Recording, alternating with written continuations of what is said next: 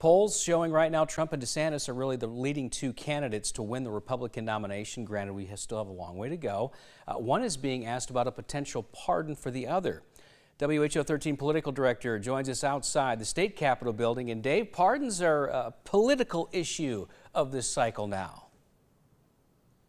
It's something that's come up, and really it comes back to not really anything that happened at Iowa's Capitol building, but rather the U.S. Capitol building. And that was what we witnessed on January 6th, 2021. And it's really a topic that Iowa Republican leaders rarely discuss other than when someone asks them about it. Well, recently, former President Donald Trump and Florida Governor Ron DeSantis have both talked about the idea of pardoning some of the people convicted for that attack on the U.S. Capitol building 2 years ago. Now, that attack on that date is unlike anything that we have witnessed in America in modern history. Trump supporters stormed the building following Trump's rally nearby.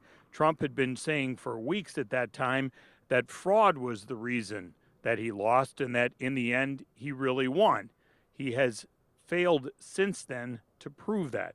Now, on that day, some of his supporters destroyed property, severely injured law enforcement, and threatened to assassinate Vice President Mike Pence for not following Trump's orders to try to stop Joe Biden from becoming president. Since then, more than 1,000 people have been charged with crimes. Trump has said that if elected president again, he would pardon some of those convicted, and DeSantis did not rule out pardoning some who took part. Now, Iowa Senator Joni Ernst was in the Capitol building during the attack on January the 6th. Here's what she told me about this talk of pardons. Those that were there with ill intent, they will be sorted out through the justice system. Again, it's presidential prerogative. I do hope that we have a Republican president. Who that is, I don't know who that will be. But it was a very serious issue. I don't want people to excuse bad behavior. So why is this a thing? Why are pardons even discussed?